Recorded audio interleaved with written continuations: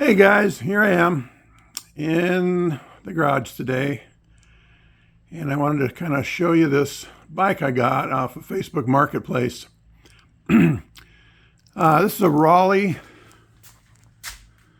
Super Course, and got a pretty nice head badge on it, and it came with some decent parts. The guy I bought this from, he was probably about 80, 85 years old. And he used to do triathlons back in the early 80s. And he bought this bike brand new, which is interesting. He got it from Angle Lake Cycle Schwinn in Seattle. Well, it's kind of funny. That's the shop where I started working in 1982. So that's kind of cool. For those of you that know, the Super Courses came with Reynolds 531, but only on the main frame. Only the 3 tubes. I'm not sure about the head tube, but the bottom, top, and seat tube were 531. And the rear stays were not. Mild steel or whatever they were, probably Raleigh high tensile steel. They did have some pretty decent bottom dropouts.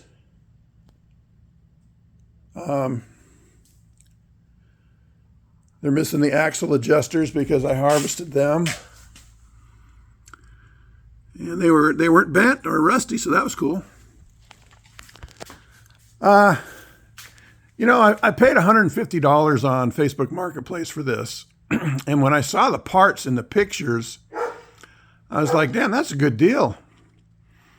But I wanted to kind of show you the shortcomings sometimes when you buy something and you don't check it out close enough. I'm not going to complain because I did get some nice parts for this, but this frame is pretty much unusable. And let me show you why. I found right off the bat, it is ugly. It is really ugly. Look at the finish. And that's not dust or anything. That is just ugliness, rustiness. And what he told me, the guy, he said he lent it to his daughter. And his daughter took it out for the summer to the ocean, and she was living at the ocean. And she left it outside her apartment facing the ocean, and that explains all the rust. He said when he had it, he said he was pretty upset about it to this day. It's just in pretty sad shape, pretty crusty.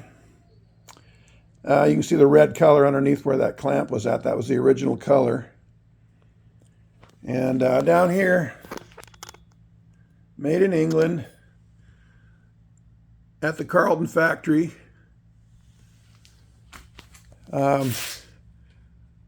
Decals, they're there.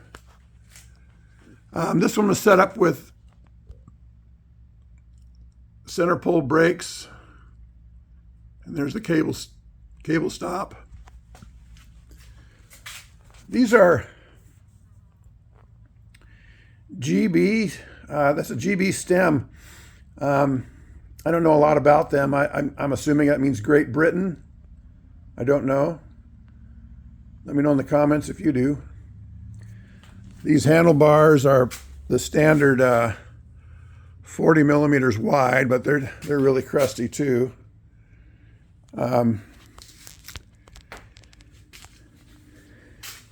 One of the things I found on this frame right here, that cable guide is broken. Not supposed to be like that. It's supposed to be like, oh, wait a minute. No, this one's like that too. Okay, never mind. Anyway,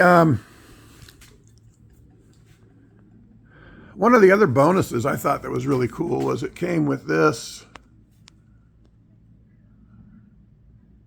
seat post binder bolt, and it's got a C on it instead of, just happen to have one here. Where'd I put it? Where'd I put it? Here it is. Instead of an R. So R obviously means Raleigh. C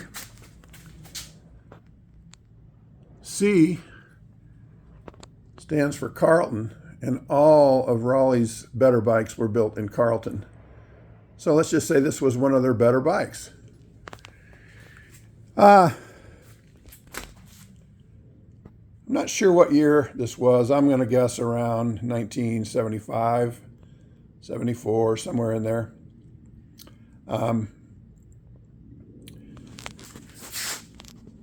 This might be a getaway. That's pretty cool. Tour of France, team winners, T.I. Raleigh. That might be a giveaway. The real deal breaker on this frame, I mean, it's dirty. Yes, it's dirty. But other than the stem is, right now, it's 100% stuck. It's rusted in place, or corroded in place, or oxidized in place. It won't come out. I've squirted it overnight. This is just one night. I'm going to keep trying. But I've put it, soaked it in WD-40 for a whole day. And then I stuck it in the vise here. You can mount it, you can straddle the forks right down through the vise, and I can get a solid grip on the fork flange, you know. I can get a solid grip on that. But I twisted, you know, with my hands, and I used a leverage bar on it. But it's solid, so I'll just let it soak some more and keep at it and see what happens. So, you know, it's not a bad frame. It's just it's all stucked up. Well, anyway, we'll see what happens with the frame. Notice this. This was interesting. You can see up here on the seat post, the seat clamp had been sliding around a little bit, and I'm not sure what happened, but somebody drilled a hole or something right on the very top of it. No big deal. I have some extras. I'm not gonna use this anyway, but I've got some extras.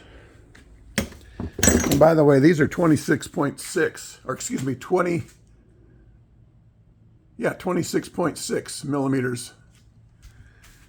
So anyway, let's get back on the positive side of things. These are the parts it came with. I got a nice pair of replacement calipers. I'm going to pass on these. These are really crusty. They're just kind of scuffed up. The hoods are toast. If you look at this one, it is bent. That one I think is bent too. I think the guy rode the crap out of it. He really did. I mean, good for him. Good for him. And he's like 80 or 85 years old, and I think he's just kind of getting ready for the eventual demise of himself.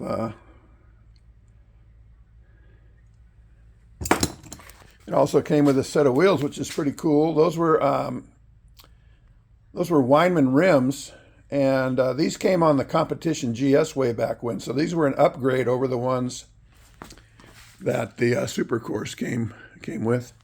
The other thing is that this set of wheels, those are Campy Tipo hubs, and it's got the original set of skewers, front and the rear. So that's pretty cool. Notice the 5-speed cluster. It's kind of a corn cob. I think it's probably like a 13, 14 to maybe a 20, 19, 20, maybe a 21. But check these parts out. First of all, this was kind of a score. Not that it's in perfect shape, but it is a Brooks saddle, and it is rideable, I think, at least for you know,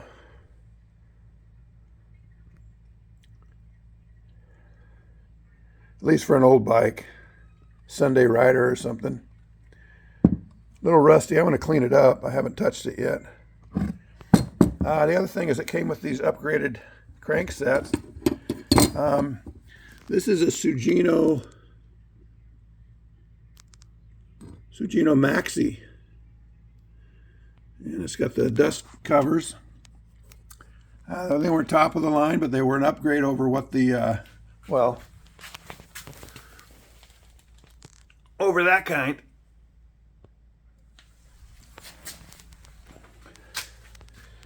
Now these are the shifters he had on it, and they're the original Simplex pieces of crap. You know, they were French, they were lightweight and all that. They did the job when they were new. But one of the things that made them lightweight was they used some plastic. And, you know, that one's okay. It's not broken. That one's broken, and that's very common on the Simplex parts. At least the lower end ones. Now he upgraded the derailleurs to a Suntour Cyclone, and that was not top of the line, but think of it as Shimano Ultegra back in the day. So these are nice derailleur, and it's in good shape. I'm going to clean that up, throw it in the ultrasonic. It'll look like new. The pulleys are still in good shape. They're not worn out. The front derailleur was this Suntour BL. Again, not top of the line. Think of it as a 105. Not bad. Think of it as, you know, I'm comparing these to Shimano. Shimano 105 is kind of middle of the road, but it's probably middle of the road or better. Back in the day, that's just kind of the way they were. I wish it would have came with another Cyclone front derailleur. It's got the original Brooks clamp also. This is pretty crusty, but again, I'll clean it up, and it kind of matches. Just call it patina. Made in England, see? Made in England. Can't get it to focus. Come on. Yeah, made in England. Anyway. So there you have it. I got quite a few of these old Raleighs. Got that one I picked up last week. Got this one. Got this one. Got this one. Got that one.